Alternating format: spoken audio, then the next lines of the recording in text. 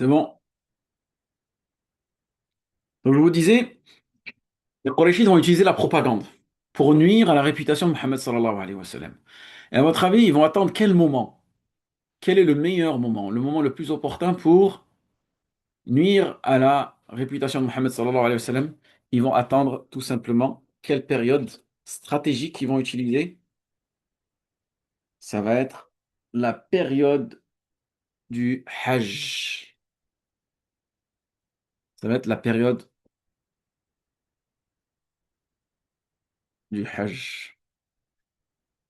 Très bien, ils vont utiliser cette période.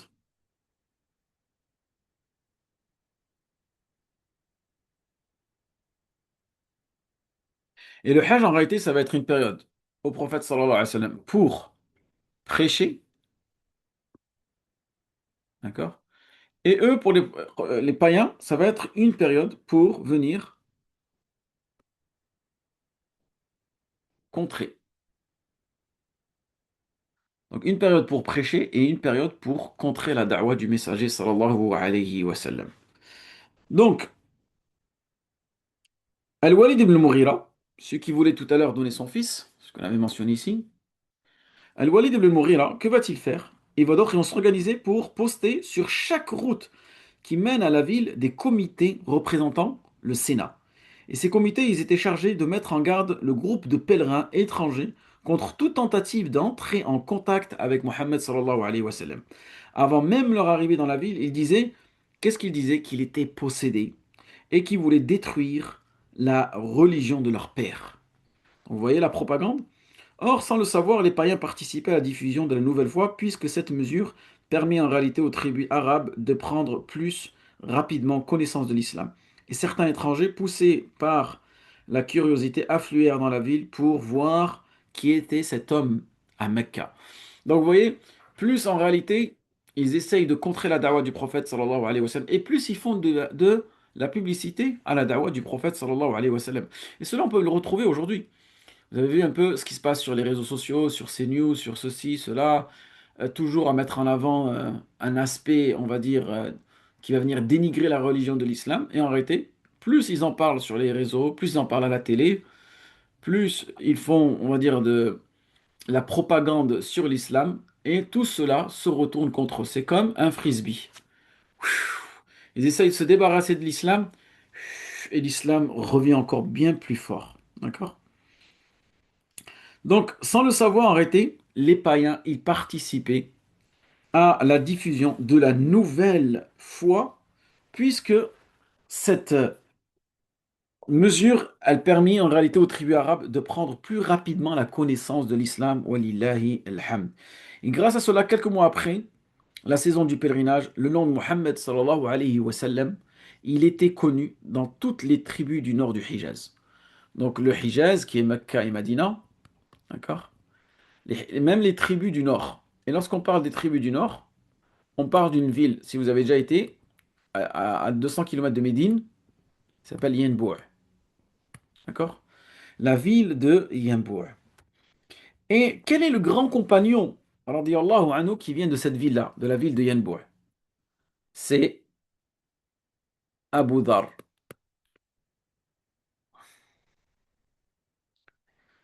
Abu Dhar el,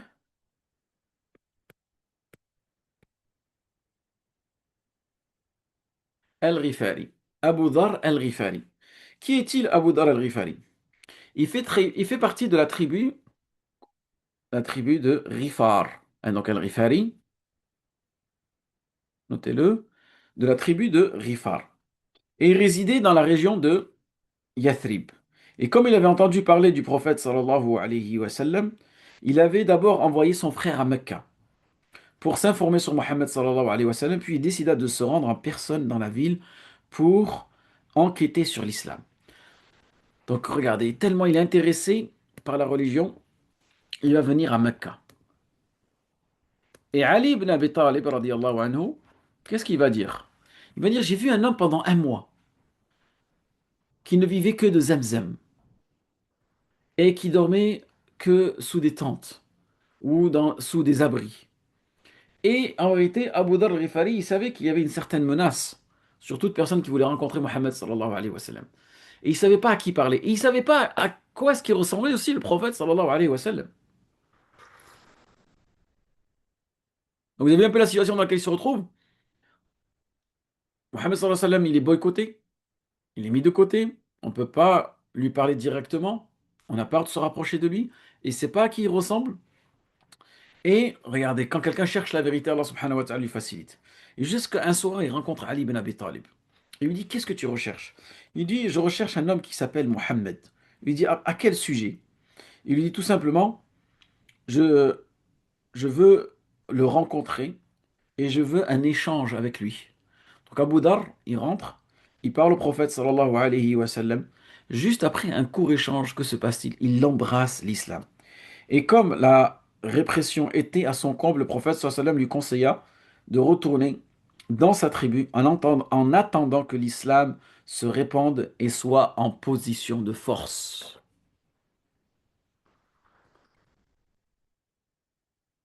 Et lui, Abu Dhar, il voulait absolument manifester sa foi. Ça lui tenait à cœur. Le prophète sallam lui dit non, retourne là-bas et attends que l'islam prenne de la force et devienne beaucoup plus présent et beaucoup plus diffusé. À ce moment-là, tu dévoileras ta foi, pardon. Et Abu Dhar, le prophète, et Abu Dhar, il dit, je ne peux pas me retenir, ya Rasulullah. Donc, qu'est-ce qu'il fait Abu Dhar? Il est porté par l'enthousiasme, en plein milieu de Mecca. Et il était déterminé à défier les Quraysh en déclarant pardon, ouvertement son adhésion à l'islam devant le temple dans l'esplanade de Mecca. Et regardez qu'est-ce qu'il va dire. Il dit Ashhadu an la ilaha illallah wa ashhadu anna Muhammad Rasulullah wa abduhu, et que Muhammad sallallahu alayhi wa sallam est son messager et qu'il est son serviteur. Et à ce moment-là, ils disent que tellement il s'est fait fouetter, tellement il s'est fait rouer de coups, Abu Dhar, la tunique qu'il portait, elle est devenue rougeâtre de sang. Et qui va venir sauver Abu Dhar? Souvenez-vous, c'est Al-Abbas. Al-Abbas va intervenir et venir sauver Abu Dhar de ce massacre-là. Il leur rappela, qu'est-ce qu'il va leur dire Abbas? Qu'est-ce qu'il va leur dire? Il va dire, méfiez-vous, cet homme-là, Abu Dhar al-Ghifari, il fait partie d'une tribu qui est très puissante. Et cette tribu-là, souvenez-vous que je vous avais dit, elle était au nord, vers Yanbour. Il leur dit que cette tribu-là, elle occupe la région côtière par laquelle leur convoi marchand passe régulièrement. Et craignant la vengeance de sa tribu contre les convois, les Qurayshites vont l'épargner et ils vont le laisser repartir.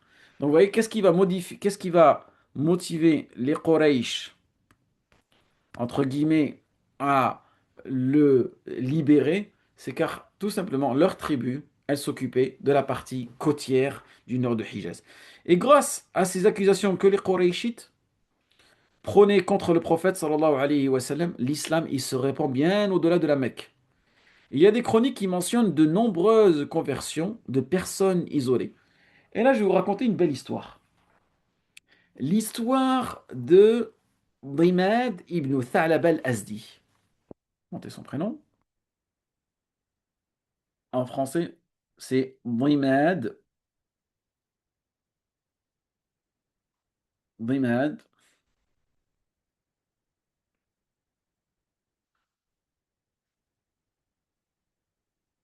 ibn Tha'laba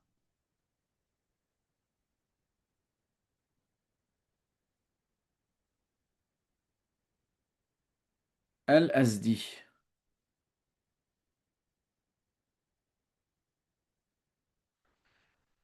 Dimad ibn Tha'laba al-Azdi. Ou sinon, je vous l'écris en arabe. Comme ça, vous avez la correcte prononciation.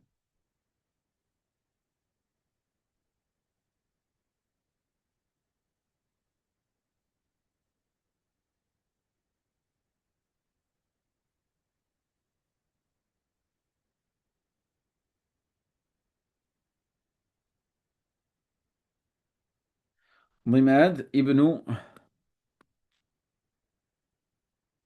Tha'laba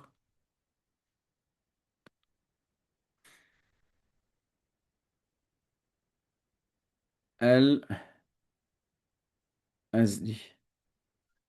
D'accord? Donc cette tribu al-Azdi, notez là aussi, c'est la tribu aussi de Abu Huraira.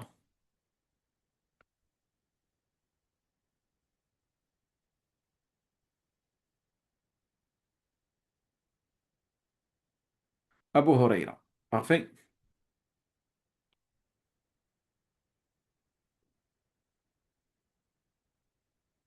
Dimad ibn Tha'laba al-Azdi. Alors, Dimad ibn Tha'laba al-Azdi, c'était un homme important de la tribu de Azd et qui lui aussi avait entendu parler du prophète Mohammed sallallahu alayhi wa sallam. Et il était de passage dans la cité de Mecca. Et les Quraysh l'avaient immédiatement mis en garde contre Mohammed sallallahu alayhi wa sallam en lui disant qu'il était fou et qu'il était possédé et qu'il fallait absolument s'éloigner de lui. Mais Abu Dimad, Dimad ibn Tha'laba al-Azdi, quel était son travail en réalité? Quelle était sa carrière? Ou qu'est-ce qu'il savait faire, Dimad ibn Tha'laba al-Azdi? C'était un guérisseur. C'était un sort de psychologue. Une personne qui guérissait les maladies psychiques et les maladies liées au monde de l'invisible. C'était un sort de raqi. Et un guérisseur. Et il va redoubler l'envie de rencontrer le prophète sallallahu alayhi wa sallam. Et il va croire aux accusations des chefs mécois. Et il était persuadé de pouvoir le guérir de cette folie-là. Donc il va parler au prophète Mohammed sallallahu alayhi wa sallam et il va tout simplement lui demander, Ya Mohammed, il faut que je te guérisse. Ya Mohammed, tu es malade. Donc ce serait un peu l'histoire de celui qui voulait guérir le prophète Mohammed sallallahu alayhi wa sallam. Et à ce moment-là, le prophète sallallahu alayhi wa sallam lui dit, Ok, il n'y a pas de mal si tu veux me guérir, mais comment est-ce que tu vas me guérir? Lui, Dimad al-Asdi, il avait l'habitude de lire dans ses incantations, vu qu'il utilisait la ruqya, il avait l'habitude d'utiliser des récits de la Torah ou bien des récits de Suhuf Ibrahim. Et il les utilisait pour guérir les gens. Donc, il écoute cela et le prophète sallallahu alayhi wa sallam lui dit, ce que tu dis est quelque chose de très convenable. Mais moi, j'ai beaucoup mieux que cela. À votre avis, qu'est-ce qu'il va prononcer, le prophète sallallahu alayhi wa sallam? Il va prononcer ce qu'on appelle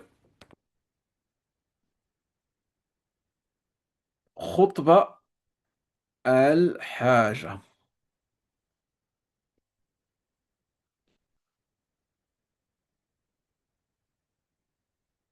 Est-ce que vous connaissez qu'est-ce que c'est khutba al-haja? Khutba al-haja.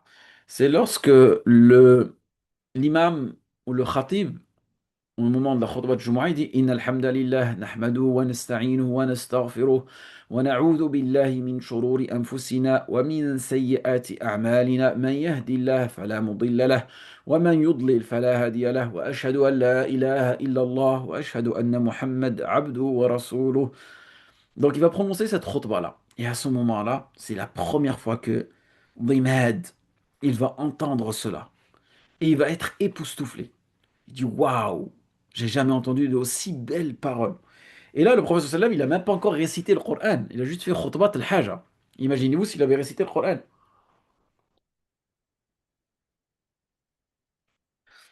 Donc à ce moment-là, Dimad, lorsqu'il entend la clarté de ce que le prophète sallallahu alayhi wa sallam a prononcé, il va tout simplement lui dire Ashhadu an la ilaha illallah wa ashhadu anna Muhammad Rasulullah. Il constate rapidement que son interlocuteur n'était pas fou et que les paroles coraniques n'émanaient pas d'un aliéné ou d'un possédé. Et après une longue discussion, Dimad, il va embrasser l'islam au grand désespoir des Qurayshites. Et vous avez énormément de personnes, de cas isolés comme celle-ci, qui ont été empêchés de rencontrer le prophète sallallahu alayhi wa sallam, qui ont été empêchés de lui parler et qui se convertissent à l'islam. Et nous avons aussi aujourd'hui énormément de personnes dont leurs parents, qui sont des mécréants, ou des athées, ou des juifs, ou des chrétiens, qui vont essayer au maximum d'éloigner leurs enfants des musulmans, éloigner leurs enfants de l'islam, éloigner leurs enfants des maghrébins, des africains, des personnes qui sont, on va dire, culturellement musulmans, dans la crainte qu'ils deviennent musulmans, et en fait, compte, ils le deviennent. Ensuite, nous allons mentionner quelque chose qui va être très important, c'est qu'une fois que Quraysh, elle a essayé durant le Hajj de discréditer le prophète sallallahu alayhi wa sallam, elle a essayé de mettre une barrière entre lui et toute personne qui voulait se convertir à l'islam, ils vont utiliser une autre technique. Après avoir fait la délégation, la propagande, ils vont utiliser les moqueries. Donc là, les moqueries, ils vont aller à un stade un peu plus élevé. Donc après avoir usé de la diplomatie, les débats, la propagande, les chefs mécois, ils vont recourir rapidement aux moqueries. Quand le prophète sallallahu alayhi wa sallam, il passait devant l'esplanade du temple de la Kaaba, il disait hilar avec gaieté et avec joie, de façon hâtive, c'est cet homme que Dieu aurait envoyé en tant que messager, c'est cet homme que Allah aurait envoyé en tant que messager. Parce que le prophète sallallahu alayhi wa sallam, il priait devant la Kaaba. Et les moqueurs répétaient ces formules et les déformaient. Et pour éviter cela, un verset du Coran va ordonner au prophète sallallahu alayhi wa sallam et aux croyants de réciter à voix basse. Dans Surat Al-Isra, Allah subhanahu wa ta'ala, vers la dernière page de cette surah, dans laquelle Allah subhanahu wa ta'ala dit Ud'u rabbakum tadarru'an wa khufyah. Invoquez Allah subhanahu wa ta'ala à voix basse, afin que vous ne soyez pas hein, dénigrés, afin que vous ne tirez pas l'attention. Et là aussi, ils vont utiliser les moqueries et ils vont utiliser une autre moquerie. Ils vont déformer le prénom du prophète Mohammed sallallahu alayhi wa sallam. Comment est-ce qu'ils vont l'appeler? Mudhammam, le réprouvé. Donc lui, c'est Mohammed, eux, ils vont l'appeler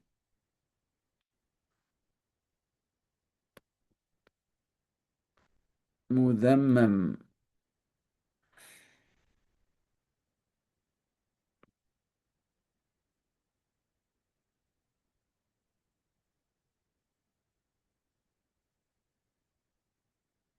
le réprouvé.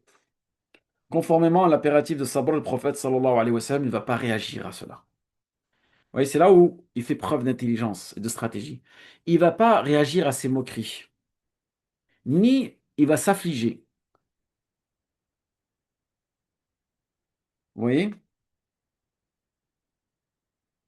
Et pour combler les croyants touchés par ces paroles, il leur disait en plaisantant, regardez ce que le prophète sallallahu alayhi wa sallam, il va utiliser cette rhétorique. Eux, ils l'appellent Mudhammam, le réprouvé. C'est-à-dire, ils vont utiliser une sorte de calembour pour se moquer du messager sallallahu alayhi wa sallam. Écoutez ce qu'il dit, le prophète sallallahu alayhi wa sallam. Il dit, ne voyez-vous pas comment Allah a détourné de moi leur insulte et leur malédiction? Eux, ils insultent Mudhammam, ils maudissent Mudhammam alors que je suis Muhammad. Oui? Donc, alhamdulillah, c'était tout à son honneur. Et donc, bientôt, un noyau de moqueurs se constitue autour de Umayya ibn Khalaf et Abu Hakam. Donc, souvenez-vous de ces deux prénoms-là. Abu Hakam, d'accord, et qui est tout simplement Abu Jahl. Hein. Abu Jahl, pas l'ignorant, l'ignare. Abu Hakam et Umayya ibn Khalaf.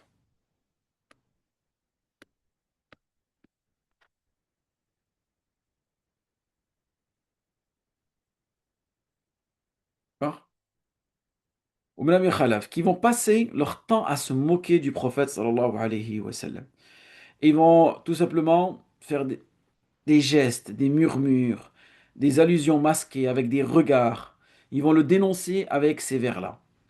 Regardez ce que Allah subhanahu wa ta'ala va révéler comme verset pour venir à répliquer à leur moquerie.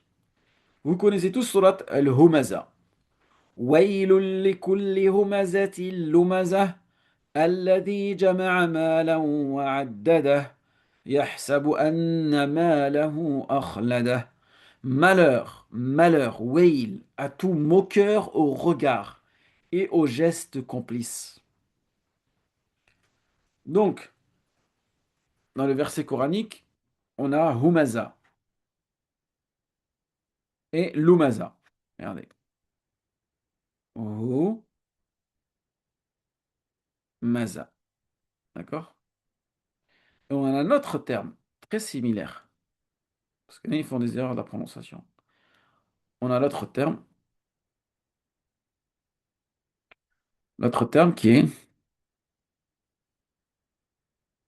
Lumaza.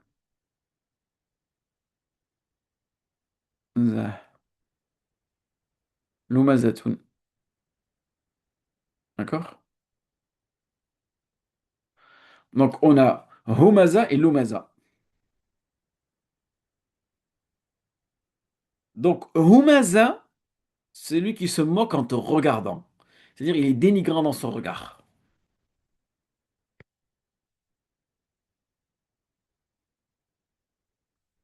Donc, c'est là où vous comprenez que en islam, on ne doit pas avoir un regard méprisant envers quelqu'un. D'accord? Et Lumaza,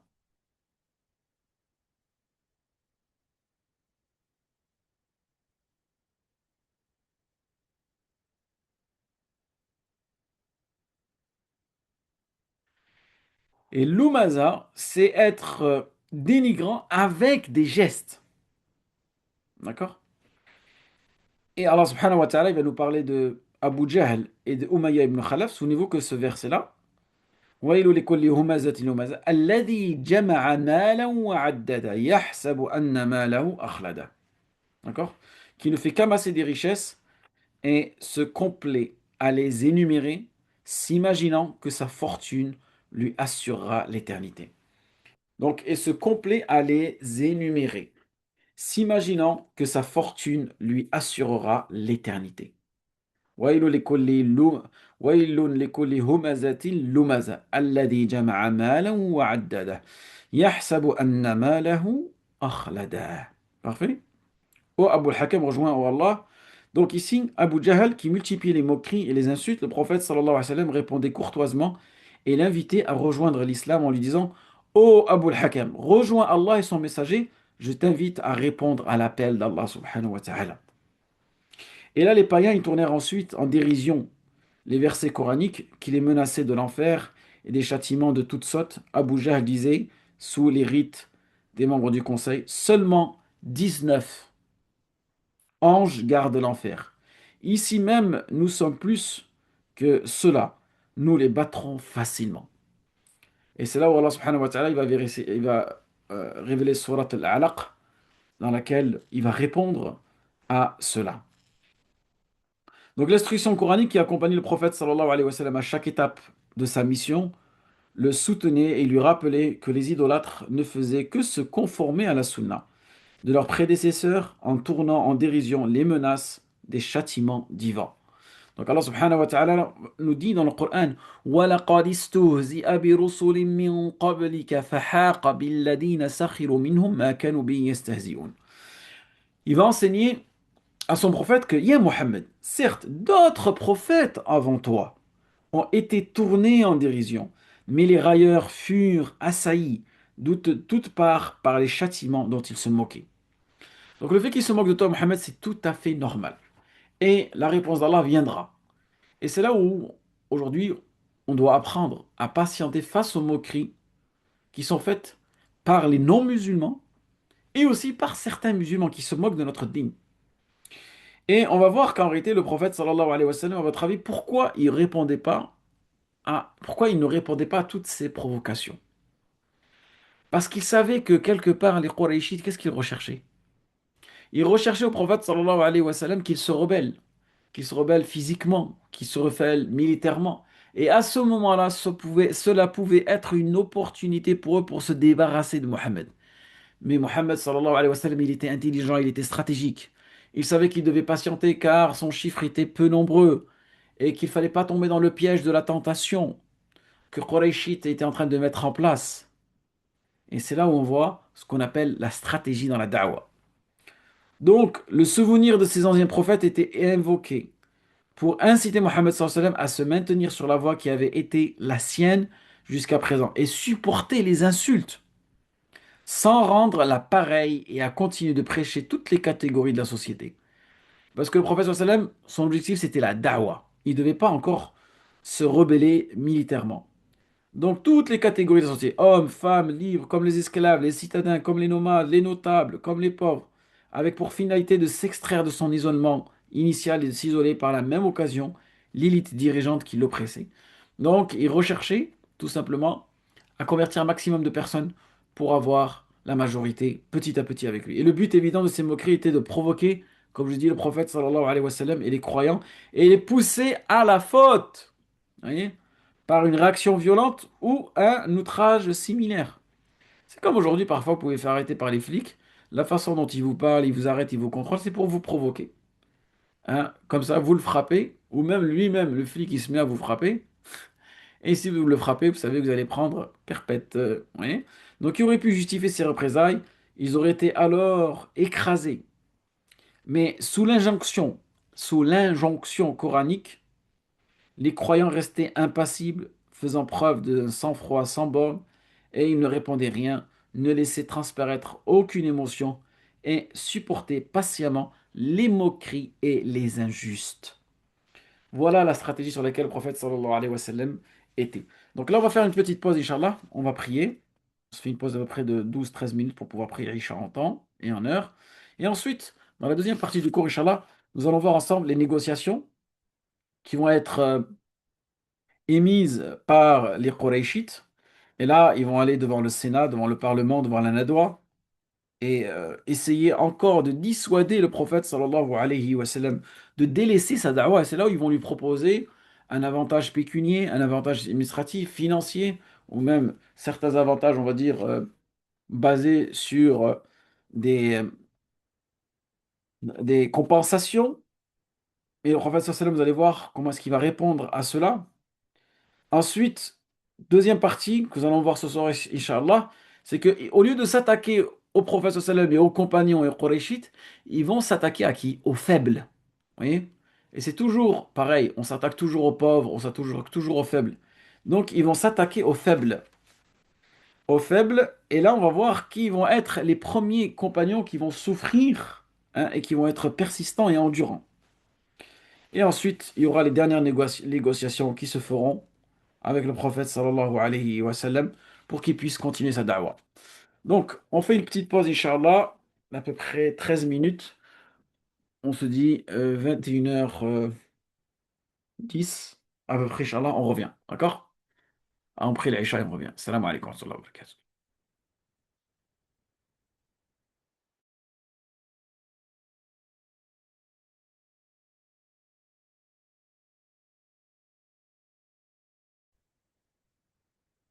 Donc, nous reprenons, bi'idhnillah, le cours.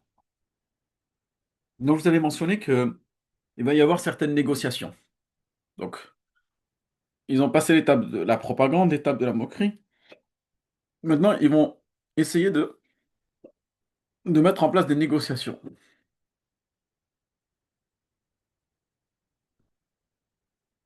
D'accord? Quelles sont les négociations qu'ils vont utiliser? Parce que cette nouvelle fois, elle commence à se propager rapidement. Et les notables, ils comprirent que les menaces, les moqueries, les provocations étaient vaines pour contrer l'islam. Et qu'un des moyens les plus subtils devait être entrepris.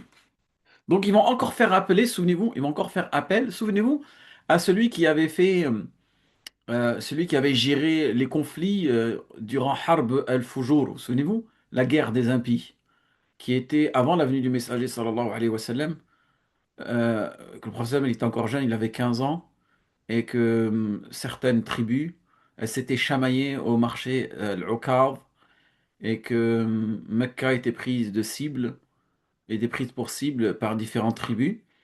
Et il y avait un notable parmi les Mécois qui est venu, qui a intervenu. Vous vous souvenez de son nom? Et qui était connu pour sa diplomatie. Donc ils vont faire appel à Utba ibn Rabi'a.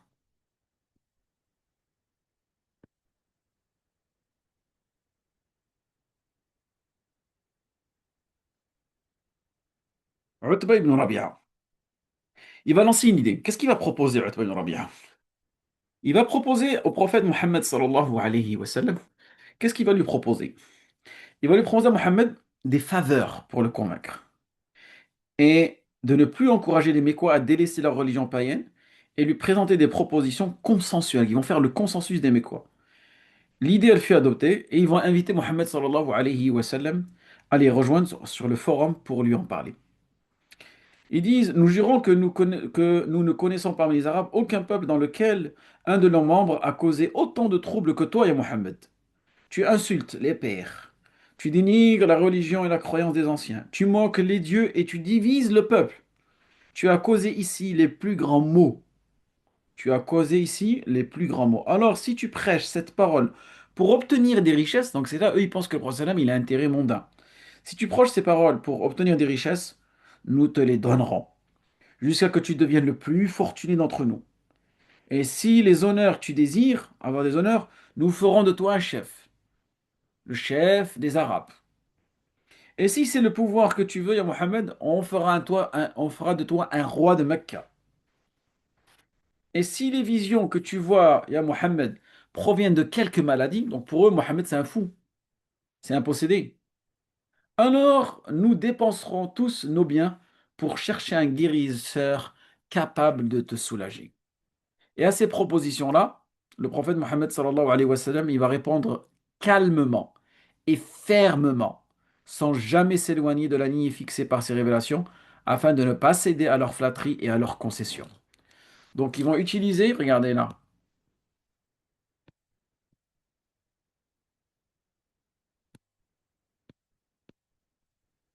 les flatteries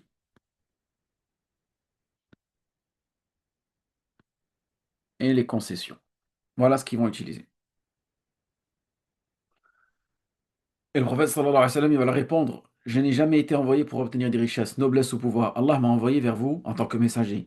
Il m'a révélé le livre et m'a ordonné de publier pour vous ses menaces et ses promesses. Je vous transmets le message de mon Seigneur en toute sincérité. Si vous me suivez, vous jouirez les bienfaits dans cette vie et dans l'odeur. Mais si vous me rejetez, je continuerai à prêcher sans relâche jusqu'à ce que Allah me départage entre nous. Et ce refus prouve que au païen que Mohammed sallallahu alayhi wa sallam ne cherchait aucun intérêt matériel et qu'il était déterminé à mener à bien sa da'wa, sa mission. Donc là, les notables, que vont-ils faire? Ils vont réitérer leur proposition de compromis et ils vont encore l'inviter à cesser sa prédication en lui proposant, deuxième type de négociation qu'ils vont proposer au prophète sallallahu alayhi wa sallam, c'est de mélanger. Ils vont dire, et allez tellement, ils sont dépourvus, exaspérés. Mélanger les deux religions.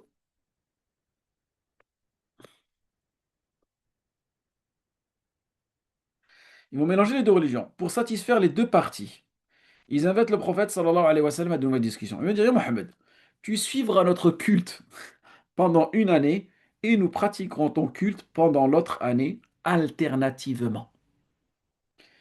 Et contre ces propositions, le Coran mettait en garde le prophète sallallahu alayhi wa sallam de se laisser attendrir. Attention, attention, ne pas se laisser attendrir par leurs promesses qui visent à lui faire relativiser le strict monothéisme de sa foi et son rejet des faux dieux. Donc, qu'est-ce qu'il lui dit Allah, qu'est-ce qu'il dit Allah au prophète sallallahu alayhi wa sallam? فَلَا تُطِعِ الْمُكَذِّبِينَ وَدُّوا لَوْ تُدْهِنُ فَيُدْهِنُونَ. Ya Muhammad, n'obéis pas aux injections. Injections. Je suis dans la mécanique, moi. Nos injonctions. N'obéis pas aux injonctions. N'obéis pas aux injonctions des mécréants. Ils veulent que tu les flattes pour te flatter en retour. Ils veulent que tu les flattes pour te flatter en retour. فَلَا تُطِعِ الْمُكَذِّبِينَ وَدُّوا لَوْ تُدْهِنُونَ فَيُدْهِنُونَ. Allah venait sonder le cœur de son prophète sallam, dont le tempérament doux le portait instinctivement à vouloir apaiser son peuple quand il venait à lui avec des propositions de paix. Et regardez, vous voyez, toutes ces négociations, ces moqueries, qu'est-ce que vous pouvez, si on était amené, souvenez-vous, parce que le but des cours aussi, c'est de faire un voyage entre le passé et le présent, c'est qu'en vérité, cette sunna, cette loi universelle, elle se répète. Aujourd'hui, l'islam, il est attaqué, l'islam, il est moqué, et indirectement, certaines personnes, elles nous proposent des négociations. Quelles sont les négociations qu'on nous propose aujourd'hui? Ben, d'altérer notre religion, vous voyez? De tout simplement sympathiser avec les chrétiens, sympathiser avec les juifs. Ce fameux projet qui a été installé dans les Émirats Arabes Unis, où on voit une mosquée, une synagogue et une cathédrale ou une église cohabiter dans les mêmes lieux, parler de religion abrahamique, vraiment essayer de diluer, de condenser notre religion, lui faire perdre cet aspect monothéiste. Et là, c'est ce qu'on voit, c'est ce qui est fait, malheureusement. Et vous voyez, en réalité, ces défis-là, le prophète sallallahu alayhi wa sallam, il a su y répondre. Et aujourd'hui, malheureusement, certains savants, certains gouvernants, ne savent pas répondre à cela et ils se laissent attendrir. Regarde ce qu'il lui dit Allah subhanahu wa ta'ala. فَلَا تُطِعِ الْمُكَذِّبِينَ وَدُّوا لَوْ تُدْهِنُ فَيُدْهِنُونَ. N'obéis pas aux injonctions des mécréants. Ils veulent que tu les flattes pour te flatter en retour.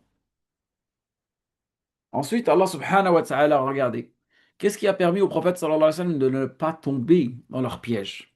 Allah, il leur dit, Allah, il dit dans Surat Al-Isra, verset 74, 75, 74, Surat Isra, verset 75, 74, وَلَوْلَا أَن ثَبَّتْنَاكَ لَقَدْ كِدتَّ تَرْكَنُ إِلَيْهِمْ شَيْئًا قَلِيلًا إِذًا لَذَقْنَاكَ ضِعْفَ الْحَيَاةِ وَضِعْفَ الْمَمَاتِ ثُمَّ لَا تَجِدُ لَكَ عَلَيْهِ نَصِيرًا. Et si nous ne t'avions pas raffermi, ya Muhammad, tu aurais peut-être tu aurais peu à peu incliné vers eux. Alors nous t'aurions fait goûter à la défaite en cette vie et à la défaite dans la mort sans que personne ne puisse te porter secours, sans que personne, ya Mohammed, ne puisse te porter secours. Et cette exigence de fermeté venait en opposition avec la personnalité naturellement conciliatrice et réservée de Mohammed sallallahu alayhi wa sallam, et il était appelé à contrarier son désir de satisfaire son peuple et d'apaiser leur hostilité. Et face à la multiplication de ces propositions, Allah subhanahu wa ta'ala, il va révéler une surah que vous connaissez tous, qui va venir fermer la porte à toute forme de concession dogmatique. Quelle est cette surah? Une surah qui est courte, que vous avez récitée dans Shafa' al-Watr et que vous récitez aussi le matin dans la première rak'at de Sunnat al-Fajr, où Allah subhanahu wa ta'ala invite directement son prophète à être ferme envers les mécréants. Quelle est cette surah-là? قل يا أيها الكافرون لا أعبد ما تعبدون ولا أنتم عابدون ما أعبد ولا أنا عابد ما عبدتم ولا أنتم عابدون ما أعبد لكم دينكم ولي دين. Oh, vous, incroyants, je n'adore point ce que vous adorez. Pas plus que vous n'adorez que ce que j'adore. Je ne suis pas adorateur de ce que vous adorez, et vous n'êtes pas adorateur de ce que j'adore. À vous votre religion, à moi la mienne. À vous votre religion, à moi la mienne. Et en déclamant à son peuple cette surah, le prophète sallallahu alayhi wa sallam opposait un refus catégorique à ces tentatives d'établissement d'un culte syncrétique. Et voilà comment nous, on doit avoir cette fermeté dans les situations parfois dans lesquelles on se retrouve dans cette fermeté que le prophète sallallahu alayhi wa sallam. Alors, souvenez-vous que le prophète sallallahu, on lui a proposé tous les enjolivements de cette dunya et il les a refusés. Très bien, maintenant qu'ils ont essayé cette technique-là, ça n'a pas marché. Maintenant, ils vont passer à autre chose. Ils vont passer, attends, on peut le mettre ici peut-être, mon tableau. Donc, négociation, la propagande, les moqueries, qu'est-ce qu'ils vont utiliser maintenant? Souvenez-vous, qu'est-ce qu'on avait dit? Ils vont utiliser les violences.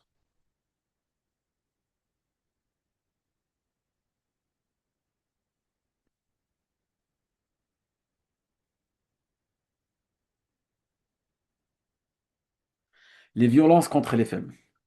Donc, vu qu'ils sont incapables de s'en prendre physiquement aux musulmans appartenant aux familles aisées, sans risquer d'enclencher des cycles de représailles, souvenez-vous, les chefs mécois vont entreprendre de châtier tous ceux qui appartenaient aux classes défavorisées. Ils vont s'attaquer aux esclaves, ils vont s'attaquer aux domestiques qui travaillaient dans leur maison, ainsi que les artisans et les ouvriers étrangers qui suivaient Mohammed sallallahu alayhi wa sallam. Et comme ces hommes et femmes ne jouissaient d'aucune protection clanique, ils étaient à la merci des notables qui traînaient au milieu du jour dans la vallée de Mecca, les attachaient à des piquets et les laissaient languir sous la chaleur accablante du sommeil.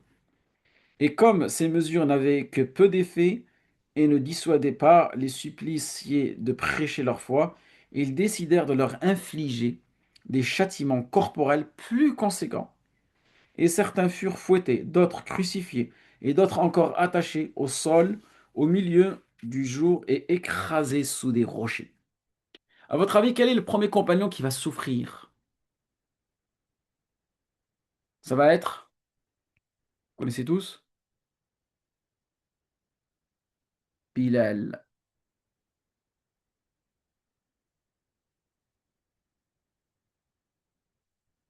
Ahsant Ayoub, Bilal.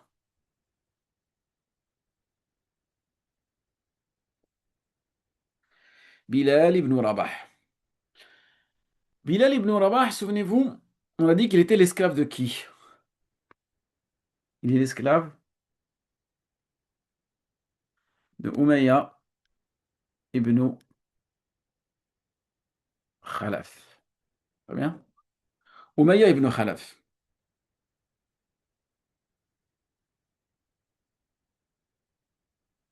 Donc, qu'est-ce qu'il va faire pour lui faire abjurer sa foi? Il va le maintenir au sol, pieds et poings liés à des piquets. Il faisait ensuite placer sur lui des rochers de plus en plus lourds. Et quand on lui demandait de rendre les hommages aux dieux Allat ou Al-Uzza, qu'est-ce qu'il répondait Bilal? Ahadun Ahad.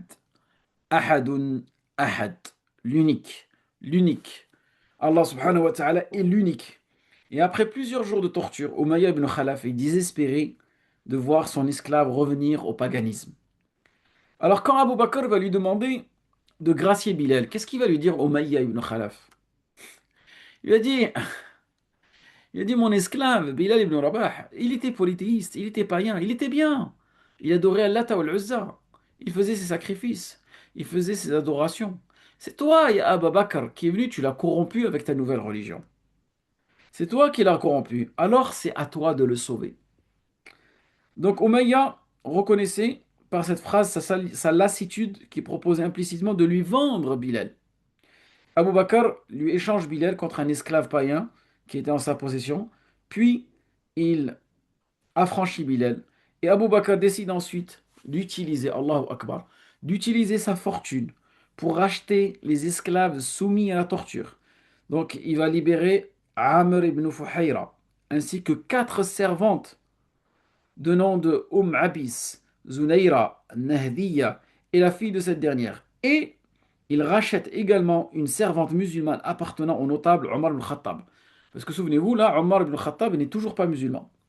Omar ibn Khattab qui la battait chaque jour pour la faire revenir au paganisme et abjurer sa foi.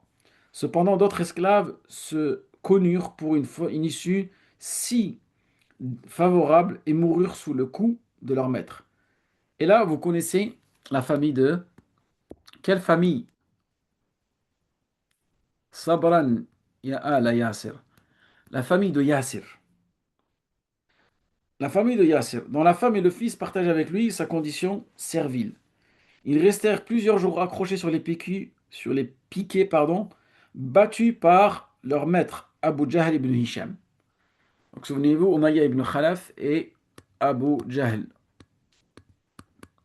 Faut dire la haine qu'ils avaient hein, envers l'islam. Frustrés de ne pouvoir réprimer les notables et les grands marchands qui rejoignaient le prophète sallallahu alayhi wa sallam, autrement que des insultes et des menaces, il tenait à l'opportunité de punir physiquement les musulmans. Il rejeta toutes les offres pour racheter ses esclaves, déterminé à leur faire abjurer l'islam ou à les faire mourir. Donc Abu Jahl, lui, il est pire que Umayya ibn Khalaf. Il refuse. Alors que les châtiments étaient chaque jour plus forts et que le musulman était impuissant pour les faire libérer, le prophète sallallahu alayhi wa sallam passa devant eux et leur dit en guise d'adieu.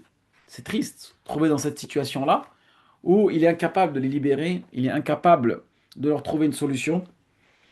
Et le prophète sallallahu alayhi wa sallam va dire Sabran, pardon, Sabran ya ala Yasir. Sabran ya Yasir. Inna maw'idakum al-jannah. Sabran ya ala Yasir. Inna maw'idakum al-jannah. Patience, ô famille de Yasir. Patience. Nous nous retrouverons au paradis. Nous nous retrouverons au paradis. Patience, ô famille de Yasir. Nous nous retrouverons au paradis. Et quelques jours plus tard, Abu Jahl ibn Hisham empalait les deux esclaves sous les yeux de leur fils. Donc, vous connaissez le terme empaler? Ouf. Empaler les deux esclaves sous les yeux de leur fils, offrant à l'islam ses premiers martyrs. Il les laissait en vie et leur fils Amr, qu'il fit torturer des jours durant, à bout de force, il accepta d'insulter Mohammed sallallahu alayhi wa sallam en échange de sa libération. Et là, le terme empaler, c'était une forme de, comment dire, c'était une forme de supplice et de torture qui consistait à faire pénétrer des objets dans le corps de l'être humain. Vous voyez? Une sorte de lance ou de bâton, ou l'iyad billah, vraiment de la torture physique.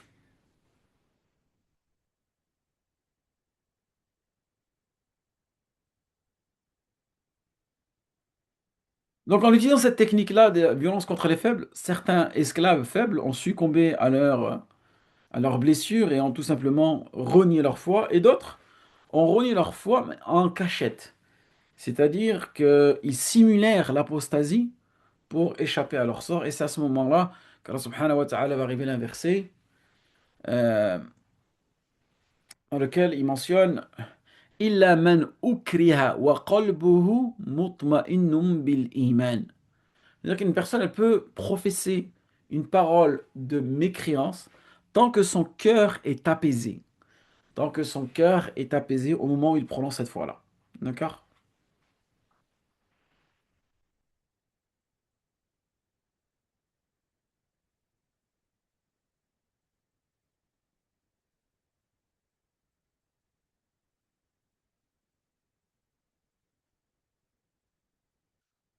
Maintenant, nous allons voir les dernières négociations.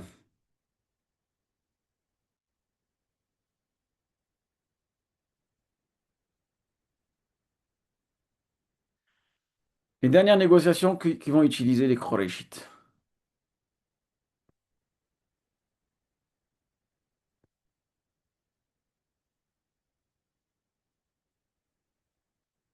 Quelles sont ces dernières négociations? Comme ça, on va finir ce chapitre ici. On en aura écrit aujourd'hui des choses. Il fallait bien utiliser le tableau. Donc, les dernières délégations. Donc, l'échec des délégations qui n'avaient pas découragé Utba ibn Rabi'a de trouver une solution pacifique, il était convaincu que seules les méthodes civilisées viendraient à bout de l'entêtement du prophète Mohammed sallallahu alayhi wa sallam. Donc, il fallait, disait-il, tenir un discours plus amène et soumettre des promesses alléchantes, mais aussi leur parler seul, loin de l'assemblée. Les regards hostiles dirigés contre lui expliquaient, selon Utba, l'échec des discussions. Et un autre jour, ils aperçurent le prophète sallallahu alayhi wa sallam en prière devant la Kaaba. Et il dit aux membres du conseil, laissez-moi parler seul à Mohammed sallallahu alayhi wa sallam, je vais lui proposer des arrangements et peut-être qu'il va accepter. Donc l'assemblée, elle va acquiescer. Et Utba, il va s'approcher du prophète sallallahu alayhi wa sallam doucement et calmement, il va s'asseoir à côté du lit. Il va dire, Ya Ibn Am, cher neveu, tu es l'un des nôtres et tu fais de ta parenté, de ton rang et de tes origines une fierté pour notre tribu. Mais en ce moment, tu soumets à ton peuple une épreuve terrible en divisant la société, en dénigrant nos coutumes, en dénigrant nos dieux et notre culte, et en rejetant tout ce qui fait l'histoire de nos aïeux. Écoute ce que j'ai à te dire, ya Mohammed. Je te proposerai des voies d'arrangement, et tu auras le choix d'accepter ou non. Vous voyez, Utba ibn Rabi'a, le chef de la diplomatie. Donc il répète ses propositions formulées dans l'assemblée. Le prophète sallallahu alayhi wa sallam, il dit, Marhaban, tafaddal, takallam, sastami' ila kalamik. Il dit, si tu espères devenir fortuné, nous rassemblerons une grande somme d'argent, hein, et nous te donnerons afin que tu sois le plus riche d'entre nous. Si tu désires le pouvoir, nous te désignerons comme chef. Si bien qu'aucun décret ne sera pris sans ton avis, à Mohammed. Et si tu veux des femmes, ya Muhammad, nous t'en donnerons un, deux, 10 femmes. On te donnera 10 femmes. Et là, le prophète sallam, il dit, tu as fini? Alors le prophète sallam, il dit, écoute-moi. Et là, notez là, surat Fussilat, qui est la surat numéro 41. Souvenez-vous, je vous ai dit, toujours les sourates mécoises, et surtout le début des sourates mécoises, elles viennent raffermir le prophète sallam et montrer qu'il est le dernier des prophètes. Regardez ce qu'il va réciter le prophète sallallahu alayhi wa sallam dans cette situation très compliquée. حاميم تنزيل من الرحمن الرحيم كتاب فصلت آياته قرآنا عربيا لقوم يعلمون بشيرا ونذيرا فأعرض أكثرهم فهم لا يسمعون وقالوا قلوبنا في أكنة مما تدعوننا إليه وفي آذاننا وقر ومن بيننا وبينك حجاب فاعمل إننا عاملون. Hamim, voilà un livre dont les versets ont été éclairés en lecture magistrale. Souvenez-vous, cette lecture magistrale, c'est-à-dire le fait de suivre le verset exactement comment il est prononcé, comment est-ce qu'il doit mettre en pratique. Il lui dit en langue arabe, pour un peuple instruit, afin de publier menaces et promesses. Mais si la plupart d'entre eux se détournent et n'écoutent point, ils disent nos cœurs sont hermétiques. Un cœur hermétique, la pire des choses. Nos cœurs sont hermétiques à ton message et nos oreilles sourdes à ton appel. Et entre nous, un voile opaque est descendu. Alors agis de ton côté, nous ferons pareil. Agis de ton côté et nous ferons pareil. Puis le prophète sallallahu alayhi wa sallam reprit. Tu as entendu Abu Walid. C'est de toi et de tes semblables qu'il s'agit dans ces versets. Donc le Coran est descendu pour répliquer à cela. Donc souvenez-vous, le début de Surat Fussilat, c'est cette fameuse proposition que Al-Utba ibn Rabi'a fera au prophète sallallahu alayhi wa sallam et il va lui répondre avec cela. D'accord? Donc le prophète sallallahu alayhi wa sallam signifie qu'Allah était le vivant, il était hayy, et dans le sens de présent, parfaitement attentif au monde et à ses événements, et qu'à travers ces versets, Allah subhanahu wa ta'ala, le vivant, s'adressait directement au chef du peuple, les menaçant dans leur incrédulité, dans leur kufr. Puis le prophète sallam reprit la lecture de la sourate et arriva bientôt au verset où tomba la terrible menace contre Quraysh. Quelle est cette menace-là? Donc dans sourate Fussilat, lorsqu'on avance un peu plus, dans le verset numéro 13, Allah subhanahu wa ta'ala dit فَإِنْ أَعْرَضُوا فَقُلْ أَنذَرْتُكُمْ صَاعِقَةَ مِثْلَ صَاعِقَةِ عَادٍ وَثَمُودَ. S'ils se détournent, ils ne veulent pas répondre à cet appel-là, alors avertis-les.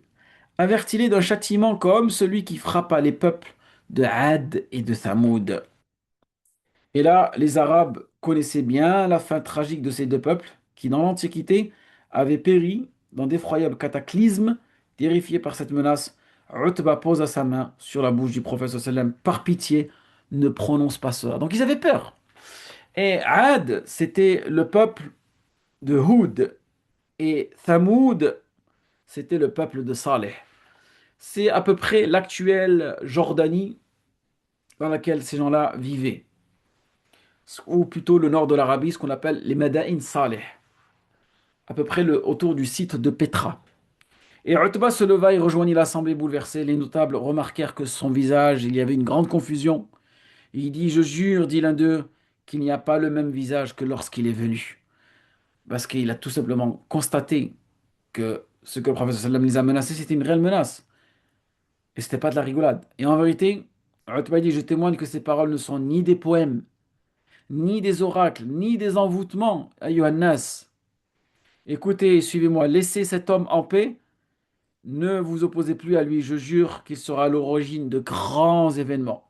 S'il combat les Arabes et qu'il perd, vous serez débarrassés de lui. Et si c'est lui qui les vainc, alors vous profiterez de son pouvoir et de son renom. Et vous serez les hommes les plus honorés de sa présence. Allahu Akbar. C'est puissant ce qu'il lui dit, Utba.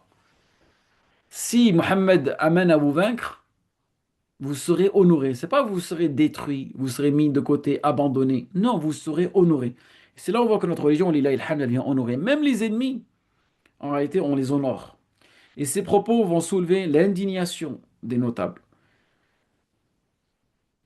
Et Abu Jahl, à ce moment-là, vous savez comment il est. Il est furieux. Et qu'est-ce qu'il va dire à Utbah ibn Rabi'a? Il t'a envoûté, il t'a envoûté. Laissé par ses critiques, Utbah de conclure au milieu de brouhaha désapprouve de l'Assemblée, il dit: Faites bon comme vous semble, if'alu kama turidun. Et devant l'échec des discussions de l'hostilité des sénateurs, Utbah ibn Rabi'a il se retire et jura de ne plus jamais participer à ces délégations et à ces négociations. Et ce chef respecté ne joua dès lors plus qu'un rôle de second plan dans cette affaire, tandis qu'Abu Jahl, lui, voyait son influence augmenter parmi les chefs, allait désormais jouer un rôle majeur dans la lutte contre l'islam, en liguant autour de lui les notables les plus belliqueux et en lançant toute initiative. Parce que Abu Jahl, l'ignare qu'il était, avait une haine inconsidérable envers le prophète Mohammed sallallahu alayhi wa sallam, et il voulait faire tomber tous les pièges contre le prophète sallallahu alayhi wa sallam. Et c'est là où on va voir que les fruits du sabr, la patience que le prophète sallallahu alayhi wa sallam a mis en place, ce sabr des premiers croyants portait enfin ses fruits. Et souvenez-vous, cette obstination, cette fermeté du prophète sallallahu alayhi wa sallam, sa persévérance face aux menaces et aux pressions et aux flatteries, avait mis en échec la politique du compromis de Mecquois. Et sa fermeté face aux propositions alléchantes de Utbah avait marginalisé chez l'adversaire. Et les chefs vertueux et raisonnables s'en étaient enclenchés dans un processus de délitement du pouvoir qui favorisait les tribus belliqueuses représentées en premier plan par Abu Jahl. Et c'est là où on voit, là, Ibalik Fikoum, cette éducation coranique, de la patience, hein, qui poursuivait la diffusion des vertus de la civilité chez les disciples et leur enseignait la patience, le sang-froid, la discipline, la courtoisie, et même avec l'ennemi. Désormais, le prophète sallam et les croyants surpassaient l'élite dirigeante mécoise dans toutes les vertus, et celle-là que résidait leur vraie force. Donc la vraie force du prophète sallallahu alayhi wa sallam, ce n'était pas l'attaque, c'était la défense à ce moment-là. Et il suivait tout simplement les révélations coraniques. Le terme sabr qui est mentionné plus de 80 fois dans le Coran sous différentes formules et formulations, la patience, l'obstinence, la fermeté, l'endurance, toutes ces notions-là étaient vraiment très importantes. Et ce qui fait que le prophète sallallahu alayhi wa sallam était capable de gérer tout ça. Voilà pour ce soir. Inch'Allah, la semaine prochaine, nous allons aborder un nouveau chapitre, le chapitre 4. Et là, on va voir comment est-ce que le prophète sallam, il va être capable de capter des alliés. Parce que là, il va bientôt préparer Médine et des partisans. Hein. Donc là, alhamdoulilah, ils ont dépassé cette épreuve des châtiments, des moqueries, des insultations, des insultes, des invectives et tout. Et là, alhamdoulilah, ils vont passer maintenant à une stratégie où ils vont pouvoir créer des alliances au sein même de la ville de Mecca. Ils vont utiliser la politesse, la courtoisie, ils vont se détourner des provocateurs, ils vont utiliser la fameuse règle non-violence, ils vont se montrer insistants dans leur prêche, d'accord? Et on va parler, Inch'Allah, la semaine prochaine aussi, de l'exil vers l'Éthiopie. Certains musulmans vont partir en Éthiopie, d'accord? Et malgré les menaces de Quraysh.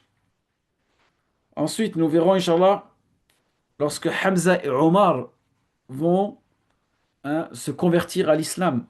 Donc là, on va vraiment capter des alliés, capter des partisans. Ensuite, nous allons parler, Inch'Allah, la semaine prochaine, de l'embargo que le prophète sallallahu alayhi wa sallam va vivre quelques années. Et nous finirons, Inch'Allah, par la délégation éthiopienne qui sera envoyée dans le but de vouloir dénigrer les musulmans sur place et qui sera tenue par certains notables de Mecca. Donc, là, on va s'arrêter ici. Et n'oubliez pas ce que vous avez demandé pour